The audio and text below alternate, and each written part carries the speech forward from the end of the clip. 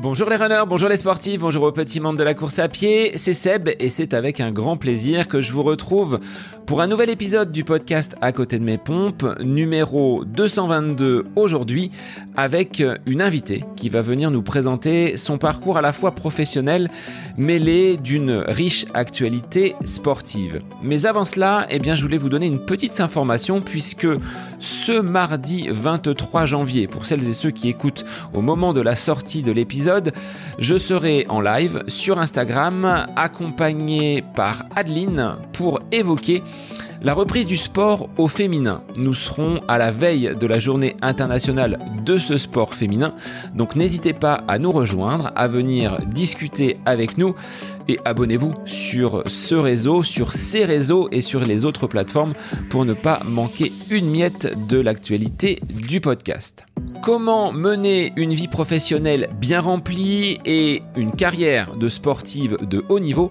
C'est la question que j'ai posée à Marie Bouchard, qui est mon invitée dans cet épisode. Marie, bretonne de naissance, mène aujourd'hui des études en médecine, puisqu'elle est interne en médecine de rééducation et réadaptation fonctionnelle du côté de Brest. En parallèle, elle mène une brillante carrière de haut niveau. Elle venait, au moment où nous avons enregistré cet épisode, de rentrer des championnats d'Europe de cross où, avec l'équipe de France, elle a décroché ce qu'elle appelle une belle médaille en chocolat avec une 4e place. Dans cet épisode, nous allons aborder son quotidien, comment elle arrive à mener son double projet, quelles sont les exigences, les difficultés qu'elle peut rencontrer. Mais en cette année olympique, elle qui brille sur les crosses, qui a réalisé de belles performances sur 10 km, finissant même première française sur la course Marseille-Cassis, Marie a décidé de monter sur la distance olympique, à savoir le marathon. Et après un chrono en 2h41 du côté de Berlin, où Marie a pris le mur de plein fouet, comme elle l'a évoqué, elle était en pleine préparation pour le marathon de Séville dans quelques semaines au mois de février. Nous avons échangé avec Marie quelques nouvelles en ce début d'année. Elle m'avait indiqué qu'elle devait partir du côté du Portugal pour bien se préparer pour cette prochaine compétition. Malheureusement, en début de semaine, elle m'a annoncé qu'elle ne pourrait prendre part à cette course. Blessée, elle tire un trait sur une chance de qualification olympique. Malgré cela, je lui apporte tout mon soutien. Je te remercie, Marie, d'avoir accepté cet échange sur le podcast pour mettre en lumière ton quotidien, ce double projet, ces coulisses de ta carrière de sportive de haut niveau. Je te souhaite un très bon rétablissement et pour les auditeurs, je vous laisse en compagnie de Marie Bouchard. Course à pied et blouse blanche, c'est le nouvel épisode du podcast À côté de mes pompes. Bonne écoute à vous. Bonjour Marie, merci d'être l'invitée du podcast À côté de mes pompes. Aujourd'hui, nous allons partir direction la Bretagne où tu résides. Alors on est au plus loin de ce que peut être la Bretagne puisque tu es du côté de Brest avec une affection pour les crosses. Mais aujourd'hui, tu te lances quand même sur marathon. Donc, on va voir comment tu as pu effectuer cette bascule. Je te souhaite la bienvenue. Et puis, je vais te laisser te présenter pour que les auditeurs puissent te connaître un petit peu plus. Bonjour Sébastien et merci pour l'invitation. Donc, moi, c'est Marie Bouchard. Je suis bretonne et fière de l'être. Je suis née à Paimpol et maintenant, je suis à l'Iroise Athlétisme, donc qui est le club le plus à l'ouest de France. Et je fais mes études de médecine à Brest. Donc, je suis interne en médecine physique et de réadaptation.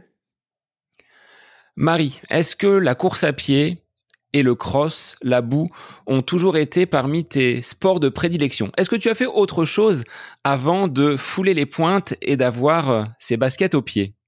Oui, non, j'ai commencé par faire de la danse classique pendant plusieurs années, je sais pas combien de temps. Ça correspondait à mon caractère de l'époque, mais rapidement, en fait, arrivé au collège, même fin de primaire, j'avais envie de gagner des médailles. On disait que je courais vite dans la cour de récréation.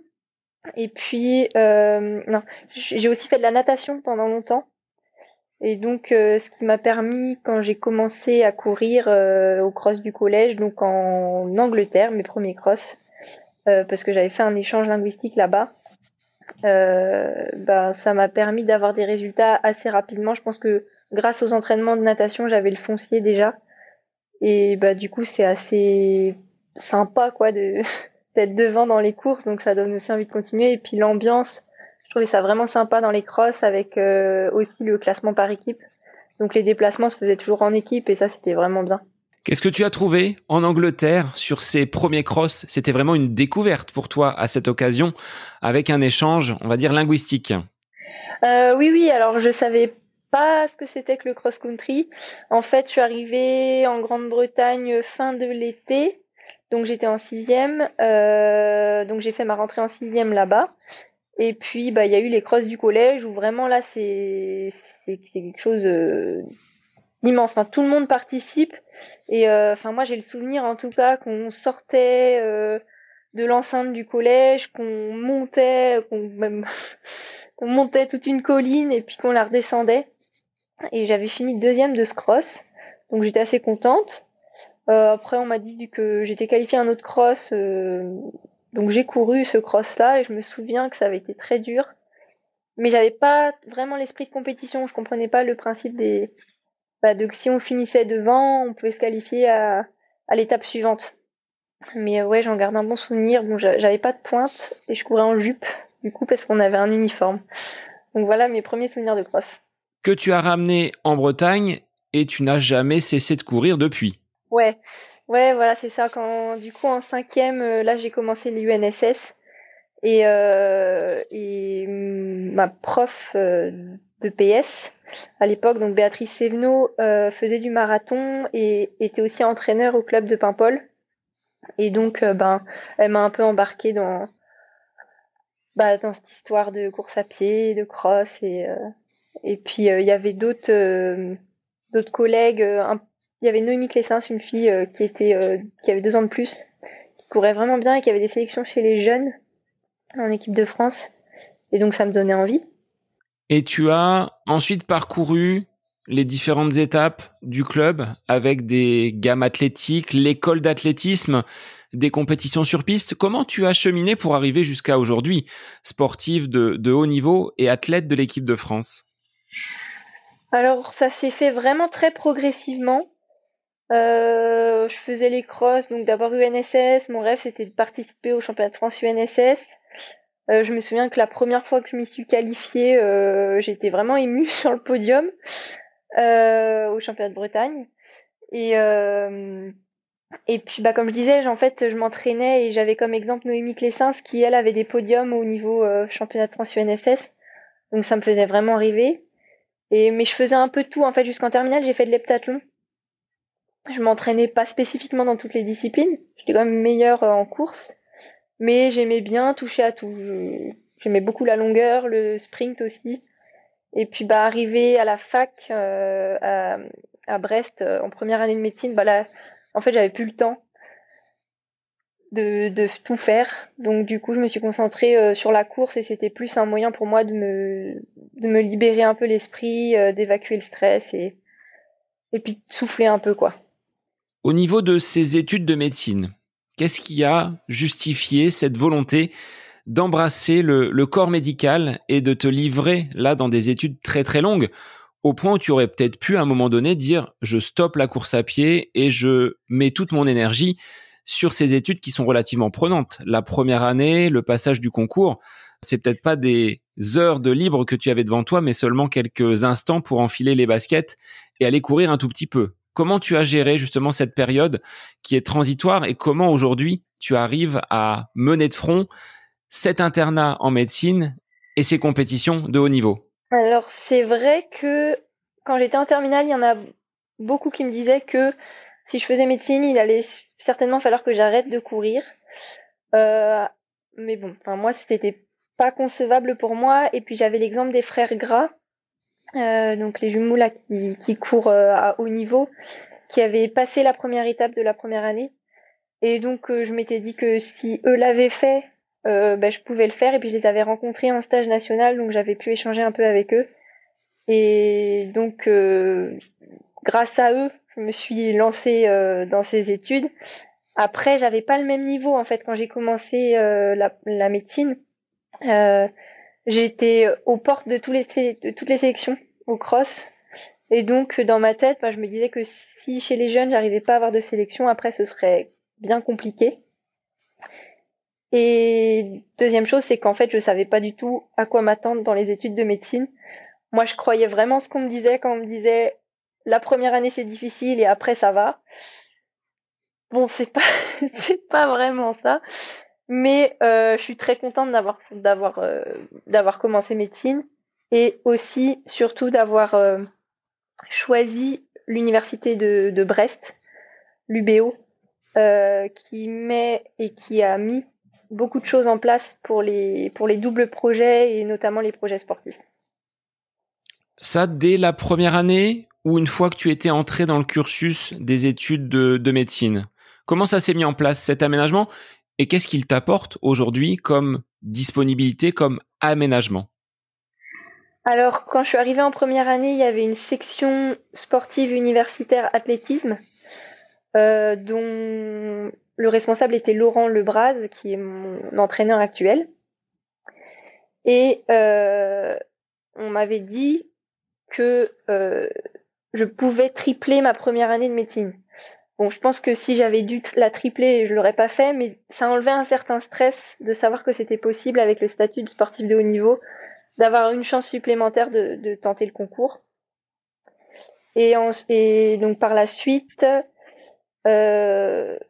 j'ai fait ma deuxième, troisième et quatrième année normalement, mais j'avais quand même un suivi. Je pouvais changer par exemple de groupe de TP si je le voulais. Et puis entre ma quatrième et ma cinquième année, je suis partie aux États-Unis pendant 2 ans, dans une université grâce à une bourse à San Francisco. Et c'est là où quand je suis revenue, donc j'avais progressé et je trouvais frustrant de devoir m'arrêter là. Et donc là, j'ai demandé un aménagement et j'ai pu dédoubler ma cinquième et ma sixième année. Et là, vraiment, ça a été bénéfique et vraiment, je remercie l'UBO de mettre ça en place. C'est là où tu as franchi un palier et où tu as progressé en termes de niveau. Est-ce que c'est cet apport d'une expérience outre-Atlantique qui a bonifié cette athlète que tu étais en partant? Euh, ben, c'est vrai que j'ai vraiment progressé aux États-Unis parce que déjà j'avais le temps de m'entraîner et de récupérer. Et puis en fait, je faisais partie d'une équipe où on était 12 filles. Et parmi les 12 filles, on était 10 européennes. Donc il y avait vraiment toutes les nationalités représentées avec toutes le même niveau et les mêmes objectifs. Et donc on se tirait vraiment vers le haut. Enfin, c'était très stimulant. On s'entendait toutes super bien. Et puis la densité des crosses et des compétitions aussi sur piste fait progresser puisqu'en fait on se rend compte que des limites et des chronos qu'on s'imaginait durs à réaliser, finalement on se rend compte qu'aux États-Unis, en fait il y en a plein qui les font. Et du coup finalement dans les courses on réfléchit pas au chrono, on essaie juste de s'accrocher au maximum et puis ça, à l'arrivée, ça fait des records quoi. Comment tu définirais cette méthode d'entraînement à l'américaine? C'est plus de volume, plus de kilomètres à parcourir chaque semaine ou pas forcément? Non, pas forcément. Je pense que ça dépend vraiment des entraîneurs et que c'est pour ça qu'il faut bien se renseigner avant de partir dans une université, de prendre le temps de parler avec les entraîneurs des différentes universités pour lesquelles on est intéressé, aussi prendre le temps de discuter avec les athlètes qui sont dans les équipes. Et donc moi, j'ai eu la chance d'avoir une coach, donc c'était une femme, coach Helen, qui nous faisait pas faire beaucoup de kilomètres. Je crois que j'étais entre 60 et 80 kilomètres en moyenne, parce que j'étais arrivée blessée là-bas. Mais ouais, en moyenne, je dirais 80 kilomètres. Mais par contre, la différence avec ce que je faisais avant, c'est que je faisais beaucoup d'entraînements croisés, donc du vélo elliptique, de la natation, de l'aquajogging et puis du vélo. Et ça, je pense que ça a joué. Et est-ce que tu trouves aujourd'hui, en France, encore du temps pour réaliser cet entraînement croisé, ces sports portés qui, selon les athlètes, limitent et seraient un facteur atténuant au niveau des blessures? Alors j'en ai beaucoup fait quand je suis rentrée des États-Unis et que je faisais encore du steep parce que malheureusement j'étais encore blessée. J'avais un syndrome d'Adlung pour ceux qui connaissent, au niveau du tendon d'Achille. Et c'est vrai que là, la dernière année en tout cas quand je préparais mes marathons, j'en ai pas trop fait, j'en faisais de temps en temps. Mais là j'ai repris. Pour varier un peu, et puis finalement en fait quand il fait froid et qu'il pleut dehors, c'est quand même sympa de changer et d'être au sec. Ce qui arrive très peu en Bretagne. Il fait beau toute l'année. Ah oui, il fait beau toute l'année, même plusieurs fois par jour. Pour revenir à ce syndrome de Haglund, est-ce que tu es passé par la case opération? Est-ce que tu peux expliquer, là, sur un plan médical, toi qui es docteur, ce qu'est ce syndrome de Haglund? Parce que peut-être que des auditeurs souffrent de cette pathologie. Oui, alors en fait c'est une particularité anatomique euh, qui, en fonction du sport qu'on pratique et de l'intensité qu'on pratique, va être plus ou moins gênante. Et donc en fait c'est le calcanéum, donc l'os du talon, qui est un peu trop cubique ou qui va avoir des calcifications, où il va y avoir des calcifications dessus qui vont frotter contre le tendon d'Achille. Et donc il va y avoir une bursite, donc une inflammation de la bourse du tendon d'Achille qui va se former entre le tendon et l'os. Et il peut y avoir des micro-fissures du tendon, ce qui fait que c'est assez douloureux. Et on peut courir dessus, mais à la longue, en fait, notre kilométrage diminue progressivement. Et oui, j'ai été obligée de passer par la case opération, que je regrette pas du tout. La seule chose que je regrette finalement, c'est de ne pas l'avoir fait plus tôt, parce que j'ai traîné ça pendant 3 ans. Et puis j'ai mis après 1 an à revenir après à porter un dossard après l'opération. Là, on pourrait faire un petit focus sur la doctoresse en devenir que tu es et l'athlète. Il y a peut-être une confrontation entre les deux où d'un côté tu te dis en tant qu'athlète, bon, je vais pousser, et la doctoresse qui a peut-être plus de raisons, t'aurais peut-être dit, Marie, il faut stopper pour ne pas aller trop loin dans cette blessure. Est-ce que ça rentre en contradiction dans ton esprit, toi, ce petit diable d'un côté et l'ange de l'autre côté? Oui, donc non, je dirais pas que le corps humain n'a pas de secret pour moi parce que c'est quelque chose, c'est une machine très complexe et complète. Mais c'est vrai que tout ce qui est lié au sport m'intéresse beaucoup et donc j'essaye de me renseigner là-dessus au maximum. Dans ce choix de la médecine physique de réadaptation, qu'est-ce qui a motivé ton envie d'aller travailler avec des personnes qui ont peut-être été cabossées par des accidents de la vie, par des traumatismes? Qu'est-ce qui, au fond de toi, t'a donné envie d'aller vers ces personnes plutôt que de t'orienter peut-être vers la médecine générale ou une autre filière de la médecine? Alors, il se trouve que entre ma première et ma deuxième année de médecine, en été, en fait, je suis partie en vacances avec une association qui s'appelle Handicap Évasion, qui est une association qui permet à des personnes valides et non valides d'aller randonner ensemble dans la montagne, dans la haute montagne. Et donc, j'étais partie en vacances dans les Alpes, et donc il y avait 3 ou 4 Joëlettes, je sais plus. Les Joëlettes, c'est des fauteuils roulants tout terrain à une roue qui nécessitent une équipe de 4 personnes, 3 à 4 personnes par Joëlette en fonction du terrain. Et vraiment, j'avais passé des super vacances. Et là, j'avais rencontré une médecin MPR qui voulait également, donc ils travaillaient en centre de rééducation, et voulait également s'installer en tant que médecin du sport à mi-temps. Et donc vraiment là, je me suis dit, ouais, c'est vraiment ça que je voulais faire en commençant médecine, et c'est possible. Et donc à partir de là, en fait, c'était mon objectif de faire MPR pour faire la médecine du sport et travailler aussi avec des personnes en situation de handicap. Alors, sans trahir le secret médical, Marie, de quoi est fait ton quotidien? quelles sont tes journées? Comment tu organises ces heures passées à l'hôpital? Est-ce que tu fais des gardes ou est-ce que ton statut de sportif professionnel aujourd'hui t'exempte de ces nuits passées dans les couloirs de l'hôpital? Alors en fait, il faut savoir que quand on est interne, on change de terrain de stage tous les 6 mois quand on travaille à temps complet. Et tous les 6 mois, on doit changer de stage et en fonction de notre spécialité, on a des services dans lesquels on doit passer.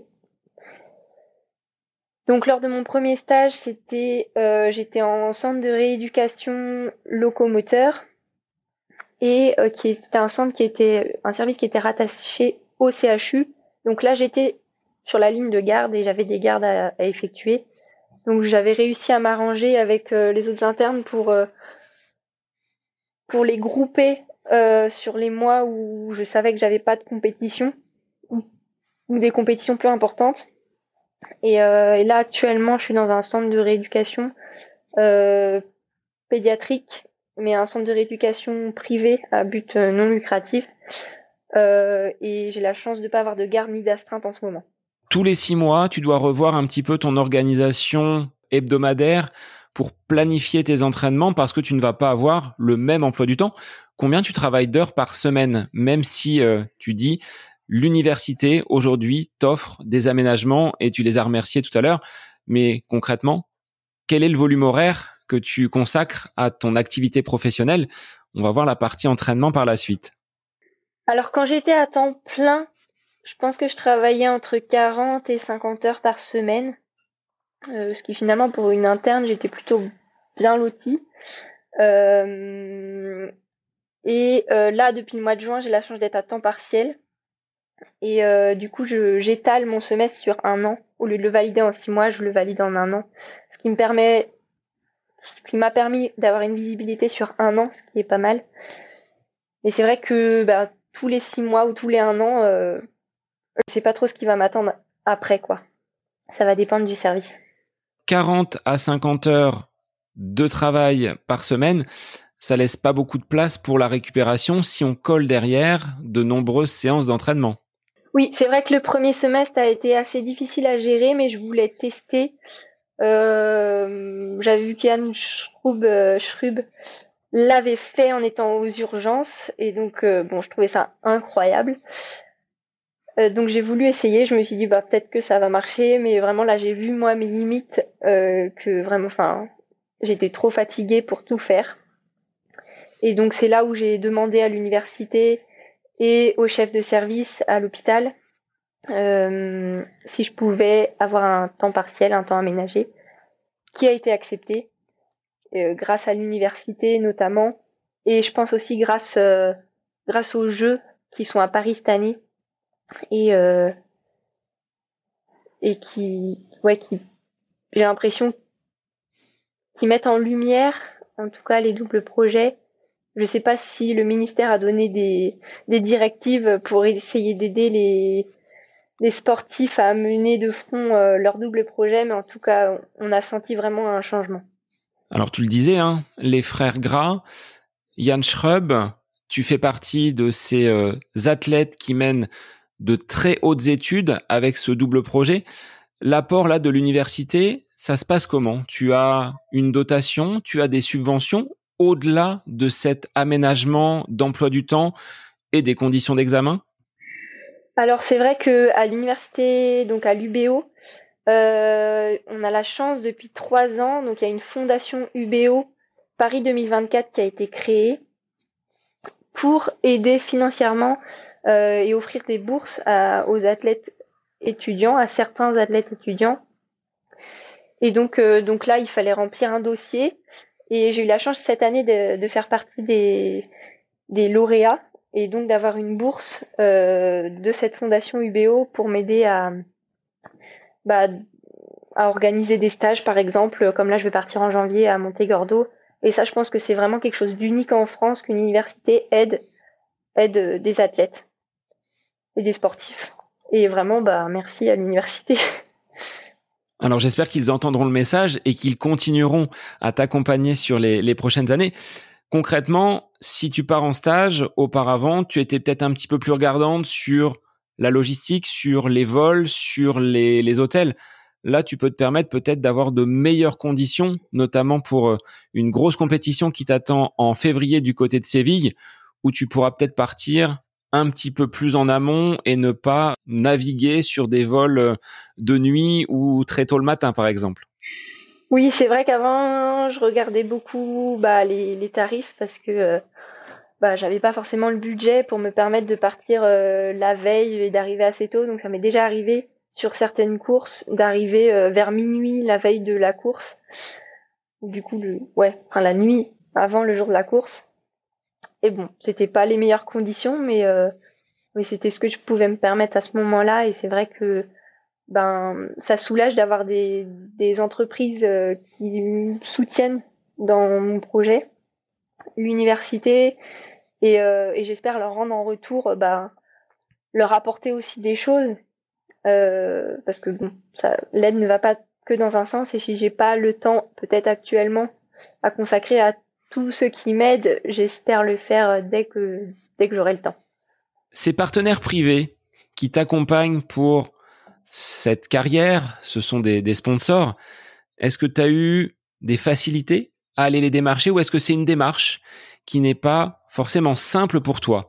Je me compare un peu à ce que tu peux représenter, c'est-à-dire quand on est médecin, on est au service donc des patients, comme je peux être au service de mes élèves, j'aurais du mal à aller me vendre. Est-ce que tu rencontres cette même difficulté? Non, c'est vraiment pas quelque chose qui est naturel pour moi d'aller me vendre auprès d'entreprises.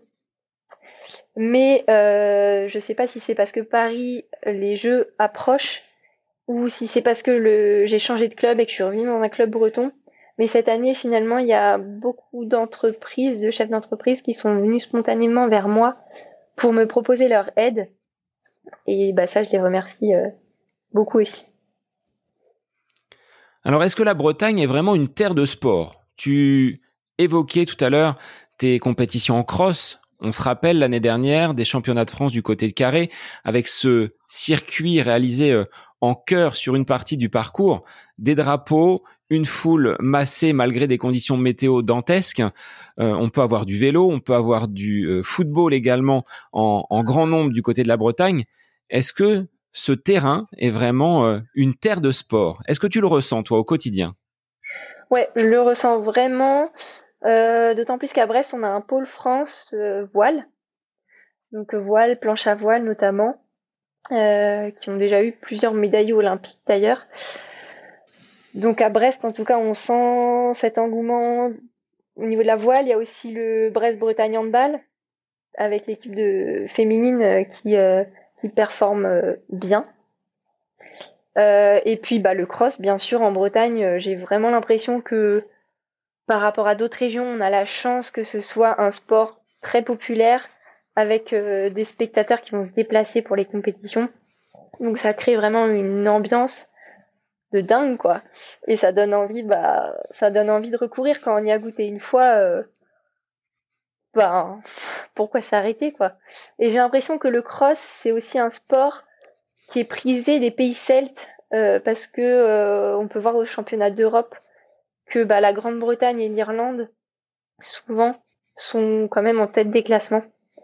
Donc je me dis que c'est quelque chose qui doit être dans les gènes celtes. Est-ce que le championnat de Bretagne de cross est plus important que le championnat de France? Est-ce qu'il y a finalement une prédominance du championnat breton sur la compétition nationale? Alors aux yeux des spectateurs, oui, clairement. On appelle ça le championnat du monde de Bretagne et les gens retiennent beaucoup plus le nombre de titres de champion de Bretagne que l'on a que le nombre de médailles nationales qu'on a pu rapporter. C'est assez marrant. Comment tu abordes ces compétitions, Marie, au moment où la boue commence à faire son apparition, où les terrains commencent à être détrempés? Tu te réjouis d'aller concourir et de mettre les pointes avec cette haie de spectateurs qui va t'encourager sur tout le parcours? Alors je me réjouis toujours de mettre un dossard. Je dis souvent d'ailleurs que je suis pas addict à la course à pied, mais addict à la compétition. Et puis c'est vrai que quand on sait qu'il va y avoir du monde à encourager, et même au championnat de France, des drapeaux bretons, et même à San Francisco, quand je courais, en fait, il y avait des Bretons qui habitaient pas loin et qui venaient voir les compétitions avec leurs drapeaux bretons. Donc ça fait toujours chaud au cœur et c'est motivant, c'est sympa. S'il n'y a pas de compétition, pas de dossard, tu ne ferais pas de course à pied. Ou est-ce que tu as quand Non. même cette volonté de bouger? Non, non, quand même pas. J'aime beaucoup courir et je m'en suis encore plus rendu compte pendant que j'étais blessée et que je pouvais pas courir. Mais peut-être que je courrais. En tout cas, je pense que s'il n'y avait pas de compétition, je courrais pas aussi souvent et je ferais peut-être un peu plus varier les plaisirs avec différents sports que j'ose pas faire actuellement de peur de me blesser. Quand tu n'es pas blessé, et là je touche du bois, ça ne va pas arriver pendant cette année 2024 avec les échéances parisiennes et olympiques, comment tu décomposes, comment tu organises ta saison? Est-ce que traditionnellement, on commence par des crosses, ensuite on va avoir une saison un peu de route, un peu de piste, et puis ensuite des distances un petit peu plus longues? On va voir que tu as effectué une bascule entre le 3000 mètres steeple, le cross et aujourd'hui le marathon, mais traditionnellement, comment est organisé si on est dans la planification de l'entraînement et la planification de la saison? Comment tu fonctionnes? Alors, c'est vrai qu'avant, quand je faisais du steep, c'était assez simple parce que je faisais donc la saison, on va dire qu'elle commençait en novembre avec le cross de sélection. Puis, bah, moi, j'étais pas, j'étais pas souvent qualifiée, mais la première fois que j'ai été qualifiée, c'était en 2015 au championnat d'Europe de cross. Et puis derrière, bah, il y avait la saison de cross, championnats départementaux, régionaux, interrégionaux et championnat de France de cross que je faisais, avec quelques compétitions en salle, mais c'était assez rare. Et puis ensuite, il y avait la compétition, enfin, il y avait la saison de piste. Maintenant, c'est un peu différent puisque je me suis mise au marathon et un peu plus aussi aux courses sur route. Donc, j'essaye de planifier, en tout cas, euh, deux, trois courses principales que je vais préparer, enfin des marathons que je vais préparer plus particulièrement et sur plus longtemps. Et les courses que je vais faire dans la prépa marathon, je vais pas les faire avec le même engagement que si c'était vraiment mes objectifs. Par exemple, si je fais un 10 km, mon objectif ce sera pas un chrono sur 10 km, même si bien sûr je vais essayer de faire mon maximum, mais ce sera vraiment inclus dans la préparation du marathon. Et ça permet aussi, enfin moi, c'est plus simple d'un point de vue professionnel aussi de m'organiser autour des marathons, puisqu'on peut les prévoir bien plus à l'avance que les autres compétitions. Et, et on court pas tous les week-ends, quoi.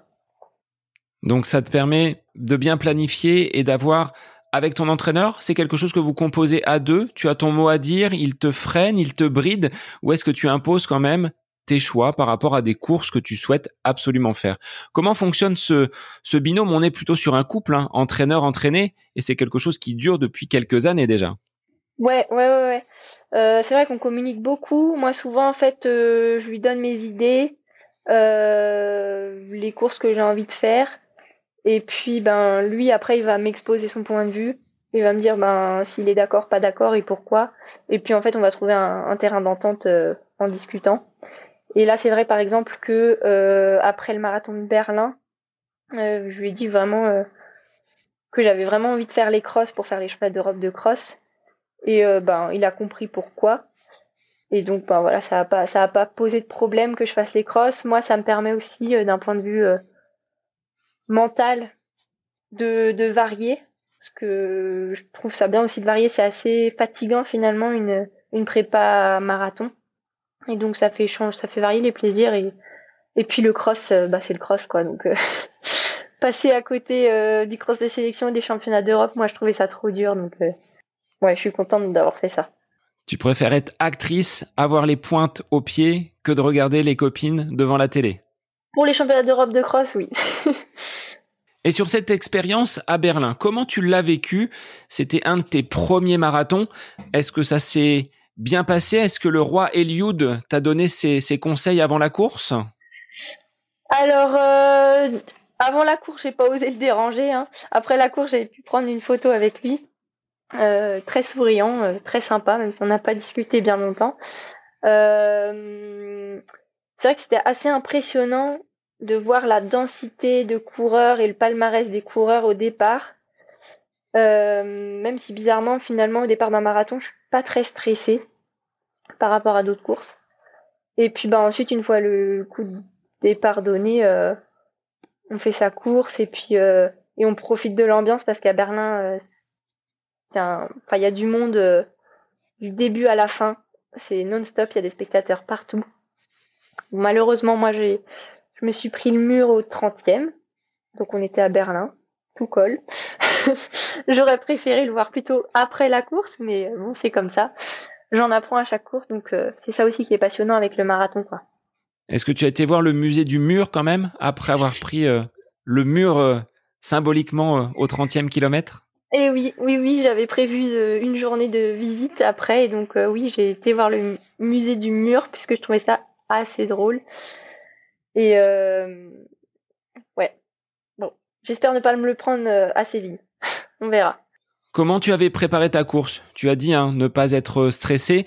Tu avais mis combien de semaines d'entraînement au préalable? Avec quel volume? Quel type de séance quand tu t'es lancé sur cette prépa marathon pour Berlin? Alors, on a fait une prépa sur 12 semaines, progressive, avec un volume moyen de 150 km semaine, euh, qui est resté assez stable en fait. On n'a pas vraiment augmenté le volume au fur et à mesure de la prépa.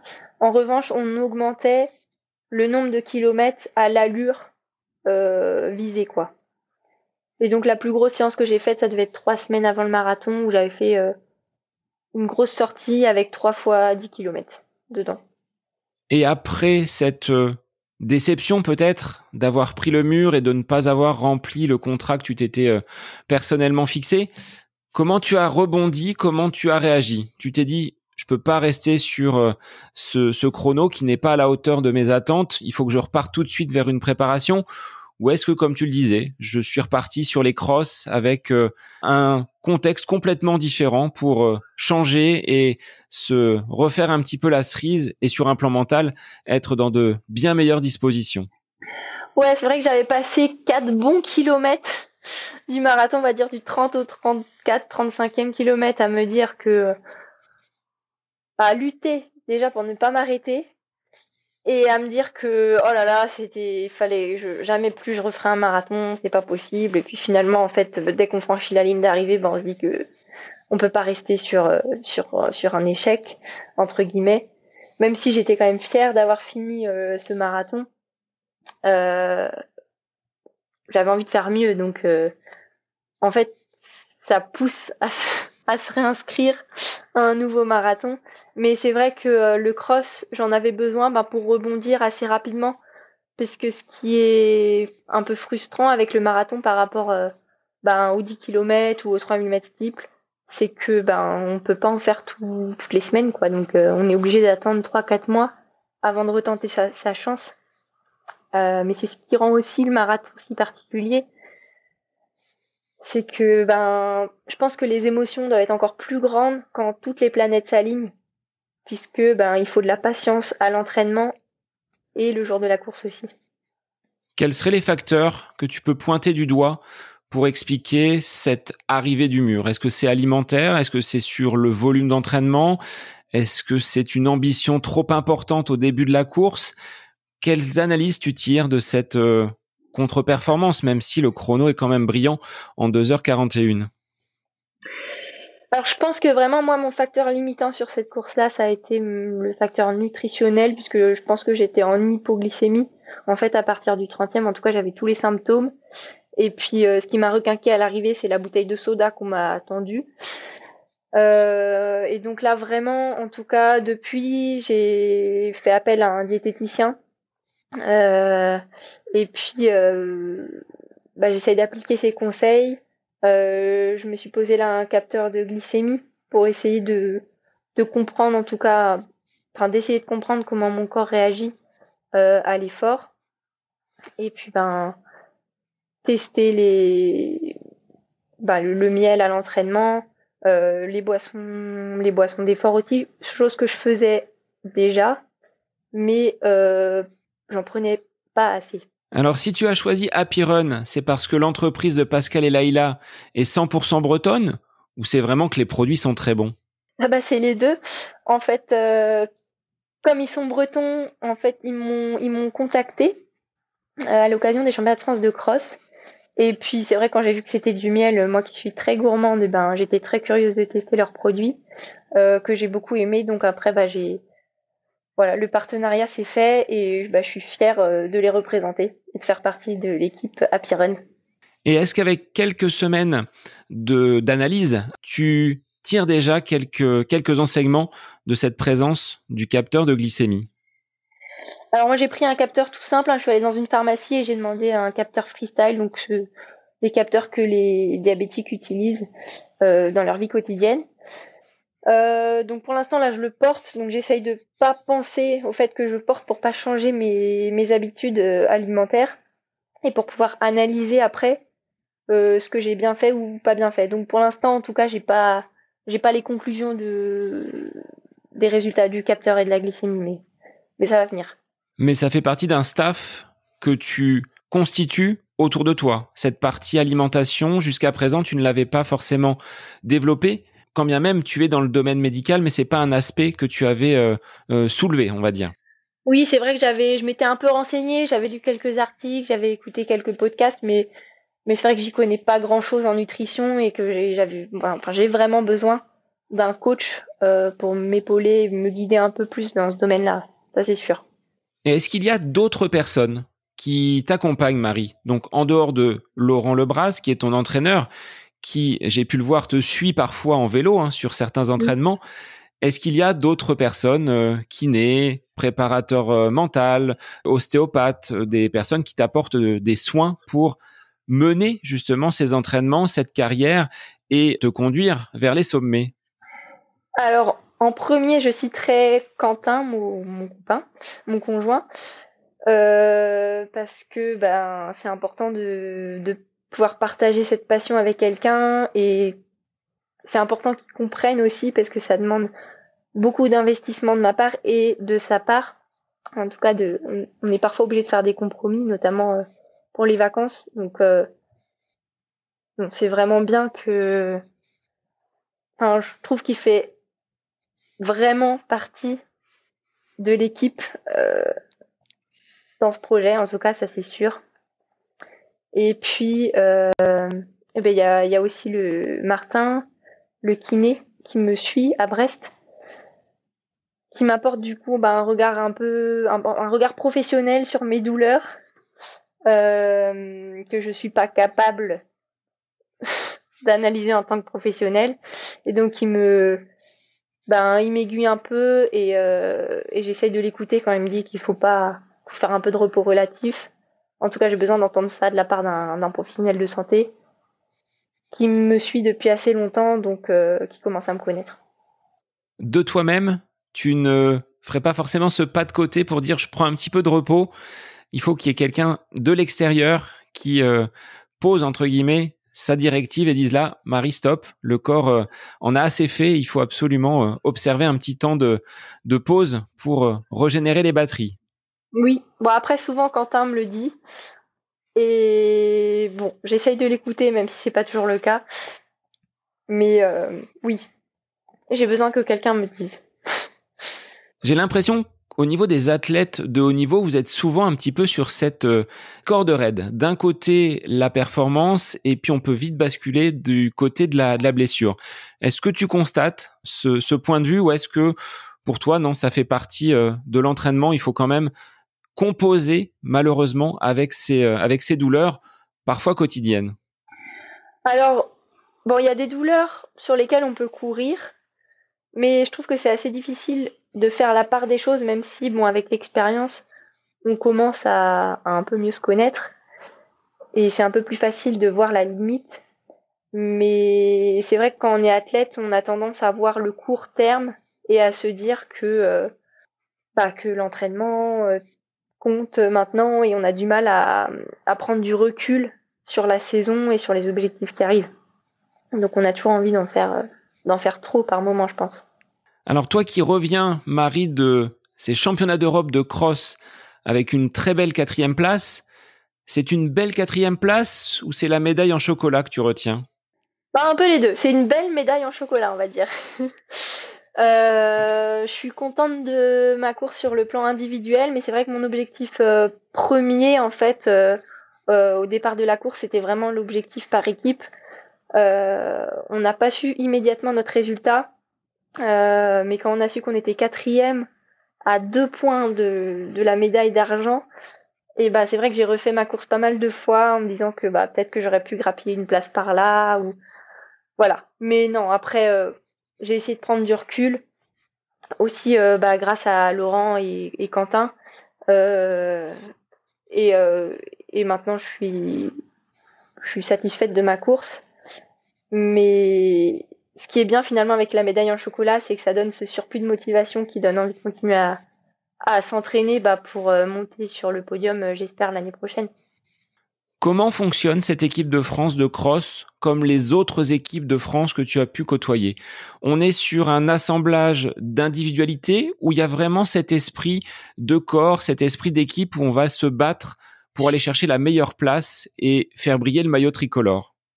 Alors, non, il y a vraiment cet esprit d'équipe, même si c'est un esprit d'équipe différent de celui qu'il y a aux États-Unis, puisqu'aux États-Unis, avec l'équipe, on s'entraîne tous les jours ensemble, voire même on partage la chambre, notre chambre avec les filles d'équipe.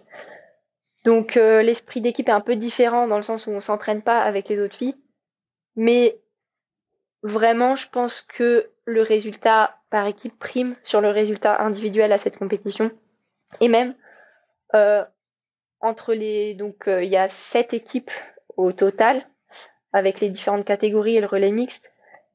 On avait vraiment là l'impression, déjà c'était un peu le cas à Turin, mais là à Bruxelles que on était une unique équipe et ça c'était super motivant pour tout le monde. Donc quand on voyait les résultats des juniors avant nous, des espoirs, bah ça donnait envie de faire pareil et on partageait beaucoup avant et après la course sur nos sensations, nos impressions et ça apporte beaucoup. Est-ce que tu portes une montre, un capteur cardio lorsque vous vous élancez sur ces compétitions en cross ou c'est vraiment à la sensation et seule la place, celle de l'équipe, celle individuelle qui va être mise en avant et qui va primer? Ouais, non, moi je porte pas de montre ni de capteur quelconque. Vraiment le cross, c'est ça que j'aime beaucoup avec le cross, c'est que c'est vraiment une course. On fait la course contre les autres, on joue au loup, et il y a que la place qui compte. Donc et puis quand il y a l'équipe derrière, ben au moment où on aura envie de lâcher un peu, ben on se dit que toutes les places comptent. Là, j'ai eu beau me le dire, je savais que toutes les places comptaient. Bon, ça s'est joué à 2 points, mais j'y ai beaucoup pensé pendant la course et sûrement que si j'avais été seule, finalement, j'aurais peut-être pas fait 12e, quoi. Quelle est finalement la philosophie de Marie en course? Est-ce qu'elle est différente de la jeune femme discrète, timide un petit peu que je vois en face de moi? Est-ce que tu te transformes? Est-ce que tu te transcendes lorsque le dossard est mis, lorsque la compétition arrive? Oui, je pense que j'ose plus en course. J'ose J'ai l'impression d'être plus dans mon élément à courir qu'à parler, par exemple. Et donc dans ces cas-là, tu lâches tout et c'est vraiment la compétitrice qui sort les griffes. Bah ouais. Peut-être pas les griffes, mais en tout cas, bah, l'esprit de compétition est là, quoi. Ça, c'est sûr. Même si à la fin de la course, tout le monde s'embrasse, tout le monde est content, et puis voilà, c'est au moment de la course, il n'y a pas de pitié pour les autres, mais avant et après, ben, tout le monde s'entend bien, tout le monde se parle. Est-ce que les patients, est-ce que tes collègues sont au courant de tes faits de gloire sur les crosses, sur les pistes et sur les marathons? Alors, mes collègues, oui. Il y en a qui suivent plus ou moins.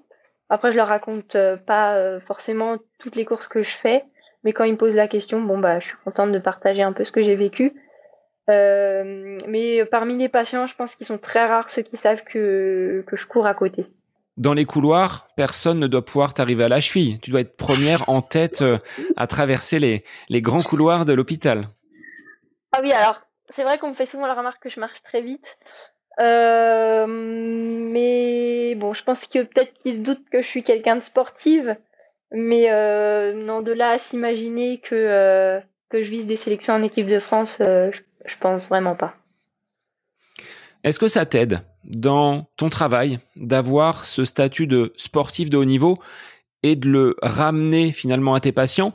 Et inversement, est-ce que tes patients t'aident lorsque tu es en course? Est-ce qu'il y a un lien entre cette vie professionnelle et cette vie sportive? Alors, je suis passionnée dans les deux domaines.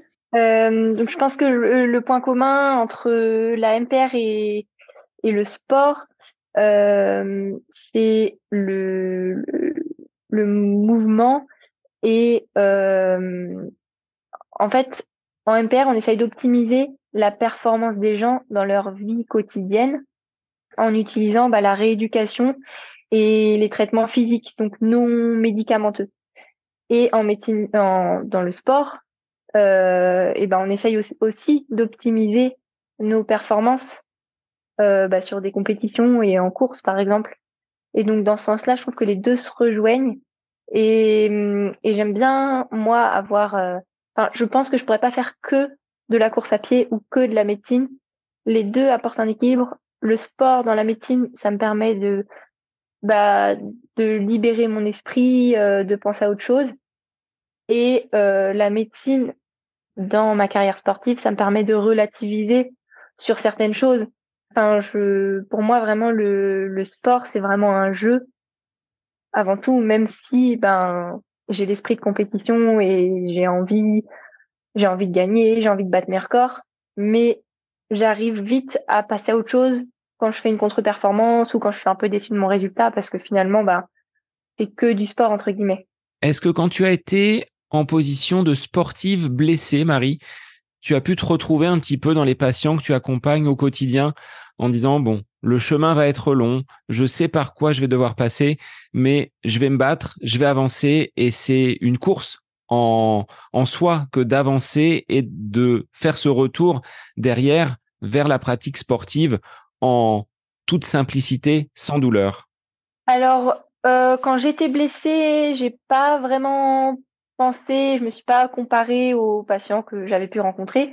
En revanche, dans certains cas, je trouve que mon expérience de blessée et de patiente, parce que j'ai été aussi en centre de rééducation enfin, plusieurs fois à Cabreton, et j'ai ce regard, ce point de vue du patient aussi quand j'essaye d'aider certaines personnes à l'hôpital.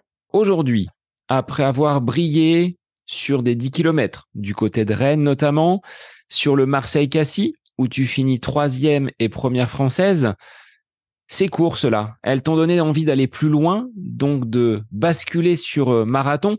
Tu as cet objectif du marathon de Séville en février prochain. Avec le plateau des Françaises qui ont concouru du côté de Valence, est-ce que ça te motive encore plus d'avoir vu tes camarades de l'équipe de France briller, atteindre les minima olympiques? Est-ce que c'est ce que tu recherches du côté de l'Espagne en février prochain? Bah oui, clairement, voir les performances des Françaises et des Français à Valence, sur le coup, j'étais vraiment bluffée, elles m'ont vraiment impressionnée et tous m'ont impressionnée et j'ai eu un petit moment où j'ai vraiment douté de ma capacité à pouvoir faire la même chose. Mais finalement, rapidement, je me suis dit que ça changeait rien à mon projet de départ, que j'allais essayer de courir le plus vite possible à Séville et que justement, c'est vraiment chouette de pouvoir faire partie de cette émulation. Et si j'ai pu participer, même d'une petite manière, à tirer les autres filles vers le haut, euh, c'est chouette puisque finalement, en fait, la densité, euh, la densité de coureurs à un certain niveau permet de passer des paliers, de franchir des caps et de briser des barrières et des chronos qu'on imaginait difficilement accessibles. Et donc, c'est motivant pour tout le monde. Donc, je suis vraiment contente que que les filles aient couru vite à Valence. Une athlète comme Manon Trapp, qui brille également sur cross, avec une cheville foulée, a réussi à atteindre les minima olympiques. Par quoi ça passe pour toi au niveau de l'entraînement, au niveau de l'investissement que tu vas mettre dans les prochaines semaines? Qu'est-ce qu'il faut pour aller toucher du doigt cette marque chronométrique te conduisant jusqu'à Paris et à cette Olympiade de 2024? Bah, c'est vrai que Manon a été très impressionnante sur son premier marathon et en plus avec les aléas de la course bah, qu'elle nous a raconté après, franchement, j'ai trouvé ça impressionnant. Bon, après, on sait, on sait que c'est une très bonne coureuse, qu'elle a du talent et qu'en plus, avec l'entraînement, bah voilà, on voit ce que ça peut donner puis elle va faire que progresser. Donc c'est vraiment chouette. Et de mon côté, ben, en fait, je garde la même ligne. Ça pousse à optimiser l'entraînement et à essayer ben, de chercher les détails qui vont faire la différence au bout du compte, quoi. Mais finalement, au marathon, je trouve que c'est avant tout une course contre soi et contre la distance avant d'être une course contre les autres. Même si à Séville, ben, je sais qu'on sera 4 ou 5 Françaises, et puis que les autres Françaises vont partir sur les bases de 2h25, puisque maintenant, pour pouvoir espérer se qualifier au jeu, il faut courir en 2h25. Donc, je pense que en fonction des sensations et de mon stage au Portugal, j'essaierai certainement de partir avec elle et puis ben on verra jusqu'où je tiens. Mais en tout cas, je trouve que ben il faut tenter pour pas avoir de regrets. Et puis de toute manière, à la fin, on y gagne toujours. Du côté de la Bretagne, comment tu arrives à trouver des zones relativement planes telles que tu vas pouvoir les trouver du côté de Séville, comme c'était le cas pour Valence, comme c'était le cas pour Berlin? Est-ce que tu as des spots d'entraînement? Est-ce que tu as une piste à disposition pour te permettre de te mettre dans de bonnes conditions d'entraînement? Oui, et ben alors ce qui est bien à Brest et dans la région brestoise, c'est que il y a, enfin, on peut varier les terrains. Donc moi j'aime bien varier. Le mardi, souvent, je fais un footing en nature et puis le soir une séance sur piste. Et puis mes séances spécifiques. Alors j'ai mis du temps à trouver un terrain plat assez long, pour pas tourner trop en rond. Mais finalement c'est le port de commerce de Brest qui s'y prête le plus et qui est plat. Bon alors quand il y a du vent, souvent on a le vent de dos dans un sens et puis le vent de face dans l'autre. Euh, Bon, c'est un peu, des fois, je m'énerve un peu contre le vent, mais finalement, après en compétition, eh ben, on trouve toujours que les conditions sont bonnes puisque, bah, on a connu pire, quoi. Est-ce que la tempête a abîmé quelques-uns de tes terrains d'entraînement en nature? Oui, oui, bah, les parcs dans lesquels on s'entraîne, notamment pour les crosses, donc là, plutôt du côté de Plouzané, bah, c'est vrai ils ont été décimés par la tempête. Et donc, du coup, les entraînements spé-cross se sont transformés en côte sur route. Mais bon, finalement, au niveau physiologique, le compte était bon. Et sur un plan matériel, Marie, qu'est-ce que tu utilises comme chaussures? Quel modèle à tes suffrages pour aller sur la route et préparer ce marathon? Est-ce que tu es passé en carbone? Comment tu utilises ces nouveaux modèles de chaussures? Est-ce que c'est une fois par semaine? Est-ce que tu gardes un petit peu de souplesse avec des chaussures qui ne sont pas forcément équipées de cette plaque pour garder l'effet rebond sur la course? Comment tu fonctionnes? Oui, alors bah, moi, j'ai la chance d'être sponsorisée par ASICS et donc de pouvoir tester bah, différentes chaussures et puis d'avoir accès à des chaussures carbone. Euh, donc moi, j'utilise des chaussures carbone pour mes séances spécifiques. Donc on va dire les séances qui durent plus de 20 kilomètres et que je vais faire sur route. Là, je vais mettre des chaussures carbone. J'essaie de mettre des chaussures carbone que j'ai déjà utilisées plusieurs fois en compétition et qui ont peut-être un peu moins de rebond pour garder ben, les chaussures neuves le jour de la compétition et pour avoir bah, des meilleures sensations le jour de la compétition. Et je pense vraiment que, bah, enfin, au début, je les mettais pas à l'entraînement, les chaussures carbone, mais je trouve vraiment que ça aide à bien mieux récupérer derrière et du coup, on peut enchaîner plus de kilomètres dans la semaine.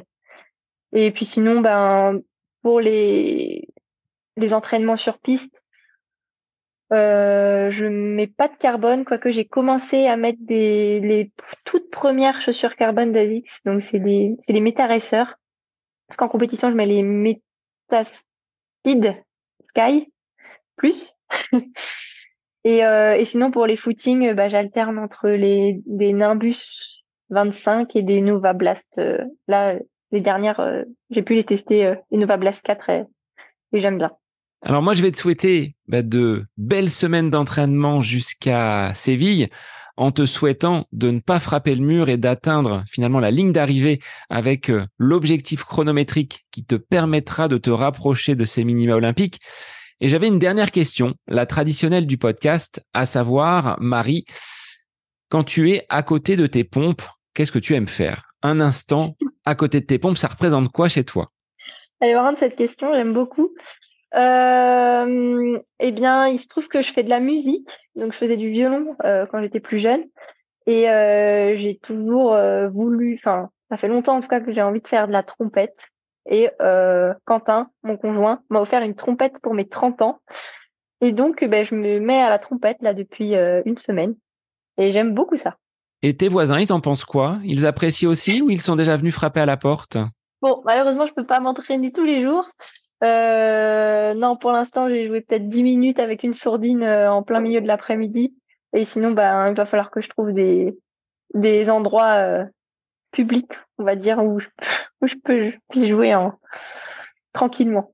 Eh bien, Marie, moi, je te souhaite de réaliser une compétition en fanfare avec les trompettes à l'arrivée du côté de Séville. Et merci d'avoir accepté le jeu du podcast et cet échange que nous avons pu avoir entre l'hôpital qui occupe une bonne partie de tes journées et cette vie d'athlète professionnel que tu mènes, accompagné, bien évidemment, on l'a dit, par cette université de Brest qui est très importante et qui te permet d'avoir ces aménagements. Oui, carrément. Merci à toi. Et pour les auditeurs, eh bien, je vous retrouve la semaine prochaine pour un nouvel épisode du podcast À côté de mes pompes. Bonne semaine à vous. J'espère que cet épisode avec invité vous aura plu. Je vous remercie infiniment de votre écoute. Pour faire remonter le podcast dans les classements, je vous invite à laisser une petite évaluation sur Apple Podcast, 5 étoiles, un petit commentaire, ça me fera énormément plaisir et vous permettrez au podcast d'être remonté, diffusé, déployé sur ces différentes plateformes de façon plus importante encore qu'il n'est actuellement. Et puis je vous invite à me retrouver sur les différents réseaux, Facebook, Instagram.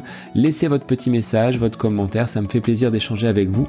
Si vous avez des questions, si vous voulez échanger sur quelconque sujet en lien avec la course à pied, mais pas que, parce que le sport c'est une philosophie de vie et c'est une passion qui nous anime de façon commune, donc n'hésitez pas à venir échanger avec moi. Sur ce, je vous souhaite une bonne fin de semaine, un bon week-end et je vous dis à la semaine prochaine pour un nouvel épisode du podcast À côté de mes pompes.